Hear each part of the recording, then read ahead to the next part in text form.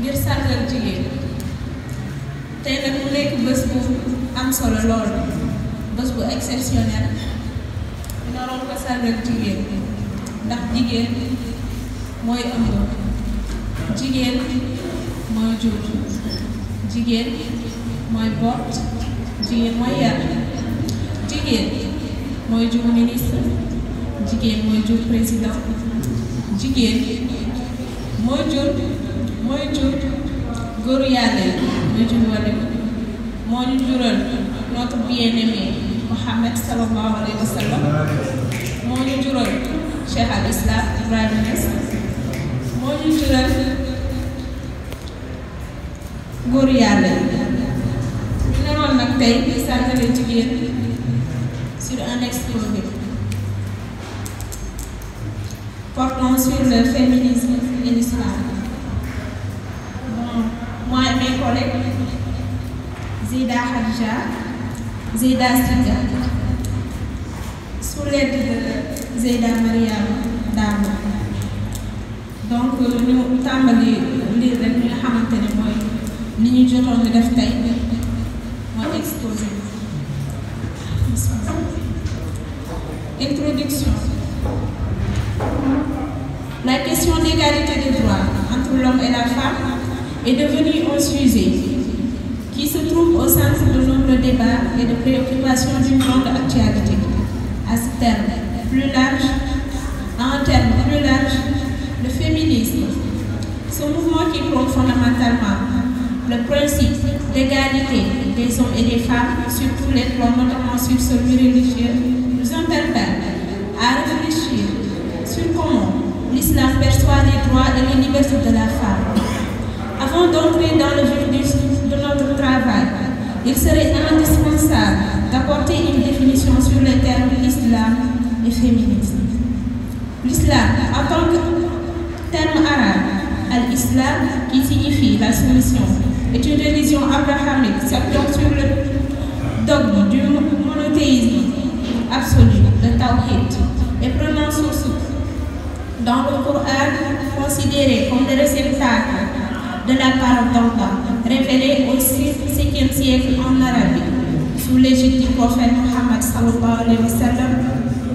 Le mot islam est la translittération de l'arabe islam, signifiant la soumission et la suggestion aux ordres de Dieu.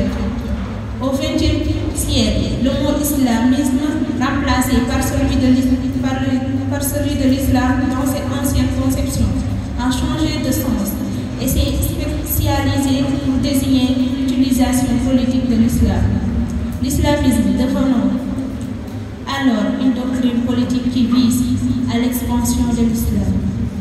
Les termes islam et musulman ne sont employés couramment en français que depuis le XXe siècle. Ainsi, demander qu'est-ce que le féminisme? Il apparaît selon le dictionnaire français. Le féminisme est un courant de pensée et de mouvement politique, social et culturel en faveur de l'égalité entre les femmes et les hommes.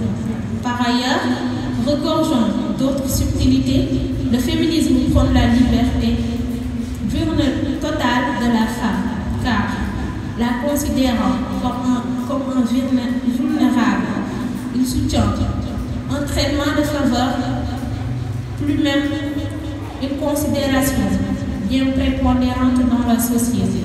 L'histoire aurait montré que la femme a toujours été relayée au second plan, car étant minimisée par les sexes opposés dans la société.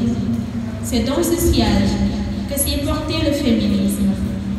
Et par ailleurs, dans la revendication pour l'émancipation de celle-ci, l'islam se met tout aussi devant. En voilà la polémique qui sévit dans le monde, car l'obéissance et la solution qui définissent la religion ne s'accorderaient avec liberté de la femme comme le conceptualisme féministe.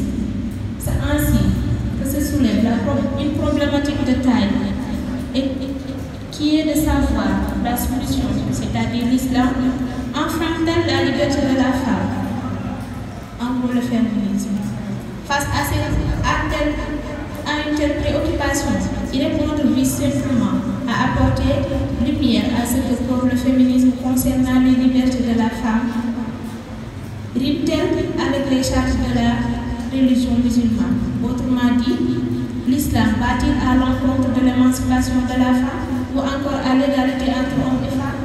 C'est en ce sens qu'il conviendrait de voir si la solution est une limite pour les droits et les libertés des femmes avant d'en venir sur ce que prévoit l'islam sur les droits et libertés de celles-ci. Je donne la parole à ma collègue pour vous lire la première partie. Assalamu alaikum. maa ngi leen di ziare ñëpp maa ngi tudd Sibédou bokk naa tey ci ñi exposé thème comprendre le féminisme et l'islam. May commencer la conception féministe sur la liberté de la femme. La solution, une limite pour la liberté de la femme. La théologie féministe est un courant né au sein du christianisme, du judaïsme, de l'islam ou d'autres religions qui questionnent et étudient les traditions, pratiques, écriture et théologie de ces religions dans une perspective féministe. Dès le courant des années 70 en Europe, de nombreux mouvements féministes décrivent la religion comme foncièrement oppressive pour les femmes en ce qu'elle légitimerait divinement toute domination masculine et constituerait un obstacle définitif à l'émancipation des femmes en les restreignant exclusivement sphère de la reproduction et de la domesticité. En 2015. Historiquement, la lutte des féministes pour les droits des femmes s'est inscrite dans la continuité de la critique issue des Lumières, du dogme religieux et de l'autorité cléricale. Bradouti 2008. De nombreuses féministes reprochent également aux théoriciens du multiculturalisme une approche politique adoptée dans les années 70 pour encourager la célébration des différences culturelles et religieuses, de ne pas prêter attention aux faits potentiels manifestes des arrangements multiculturels qui, au nom de la préservation de la culture, autorisent certaines traditions à bafouer les libertés individuelles des membres du groupe.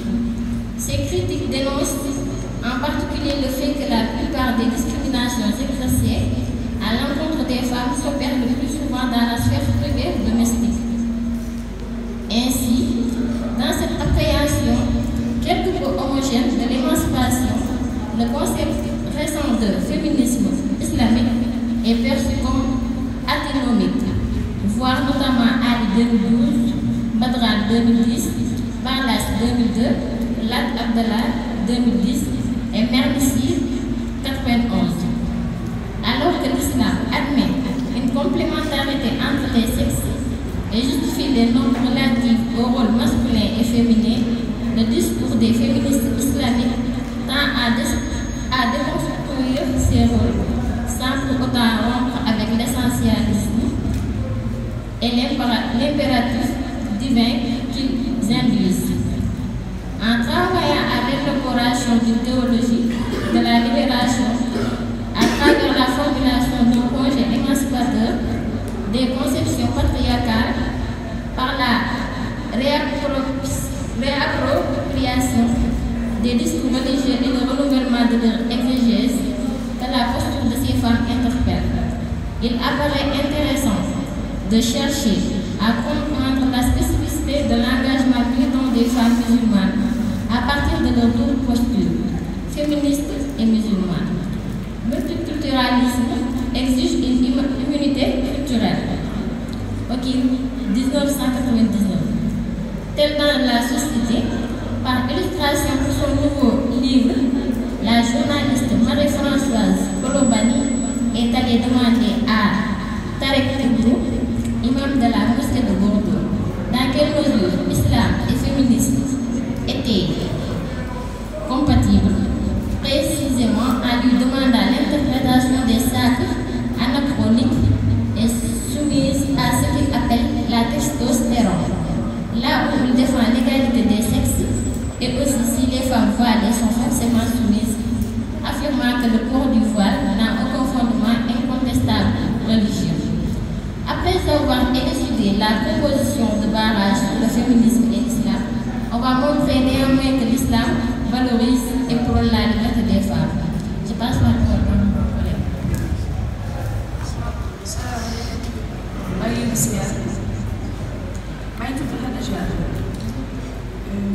La promotion des droits et libertés de la femme par l'islam.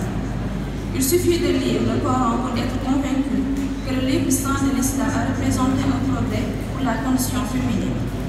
Contrairement aux nombreuses idées, toutes faites qui ont cours en Occident, il faut répéter que l'islam a donné à la femme un statut que la respecte et l'honneur, tant que sur le plan spirituel que sur le plan social. Sur le plan spirituel, il a affirmé l'égalité entre les hommes et les femmes. Sur le plan de la vie en communauté, il a reconnu aux femmes des droits et une protection codifiée, mettant fin à un état d'infériorité. L'islam a permis le passage de la famille patriarcale, dans laquelle la femme n'avait aucun droit, à la famille conjugale, dans laquelle elle est une moitié du couple Omar, le deuxième calife bien guidé, exposé. Avant la venue de l'islam, nous autres n'avions pas de considération pour les femmes. Puis lorsque vint l'islam et que Dieu Tout-Puissant évoqua le droit, nous nous mîmes à comprendre qu'elle avait des droits sur nous. Selon l'islam, l'homme et la femme sont égaux devant Dieu. Ils sont pareillement les lieutenants de Dieu sur terre. Tous les versets coraniques relatifs aux droits et aux devoirs de l'homme concernent également la femme. D'ailleurs, pour que les choses soient claires, il est le plus souvent écrit les croyants et les croyantes. La révélation s'adresse à tous sans aucune distinction de race, de sexe et de condition sociale. En matière religieuse, le Coran n'établit aucune supériorité de l'homme sur la femme, car le seul critère retenu est celui du comportement, de la piété. C'est à cette aune que les humains sont appréciés et seront jugés par Dieu. Tout croyant, homme ou femme, qui fait une bonne action, entrera au paradis. Le Coran expose aussi la complémentarité entre l'homme et la femme qui sont en couple, en vêtements l'un ou l'autre. Outre les principes du Coran, tout l'enseignement du prophète, la sunna, prône le respect de la femme. Selon le hadith du prophète, sallallahu alayhi wa sallam, la femme est la sœur germaine de l'homme. Bien entendu, une femme et un homme ne sont pas totalement semblables, en particulier sur le plan biologique. Ainsi, malgré les expériences pseudo-scientifiques les plus douteuses, allant de la précréation artificielle jusqu'au clonage, on ne changera pas la nature humaine ni la règle qui veut que c'est la femme qui enfante. Entre les deux sexes, le Coran pose la règle d'un partage dans la réciprocité, la complémentarité, la cohérence. Il ne s'agit donc pas d'une dissonance, dichotomie, encore moins d'une opposition. La présidente des femmes de l'association musulmane Ahmadiyya explique clairement que c'est totalement faux de penser que les femmes n'ont pas leur mot à dire sur le Coran ou la religion, car dans l'islam, l'homme et la femme sont égaux devant Dieu. Les femmes ont d'ailleurs participé à l'exégèse du Coran, à commencer par Aïcha, la femme du prophète. Après la mort de son époux, plusieurs compagnons venaient la consulter pour les cas de jurisprudence islamique. Le prophète lui-même a enjoint aux croyants d'apprendre la moitié de la religion auprès d'Aïcha, sans oublier Khadija, qui malgré sa richesse, son émancipation était soumise au prophète. Si on se réfère dans l'histoire, il apparaît clair que l'islam a aboli la discrimination de la femme dans la société, car elle n'était pas considérée dans son propre foyer, encore moins dans les instances de décision. Elle était utilisée comme des objets ou animaux et ne pouvait en aucun cas contester les voix masculines en défaut de concourir une peine de mort. À cet effet, le monde se doit d'être redevable, particulièrement la femme, pour être délivrée de la maltraitance dont elle était victime, ainsi des barbaries qu'elle subissait. Conclusion. C'était là un impossible, très sommaire de la place de la femme en islam. Certes, la réalité concrète peut différer d'un pays musulman à un autre, voire d'une ville à une autre, mais ces différences s'expliquent par les coutumes et les circonstances de telle ou de telle société. Le plus important est de veiller à comprendre le point de vue de l'islam sur la femme et la place qu'elle occupe dans la société islamique. Nous voilà au terme de notre exposé. Nous vous remercions et nous vous disons si vous avez des contributions à faire, mais pas de questions. Merci.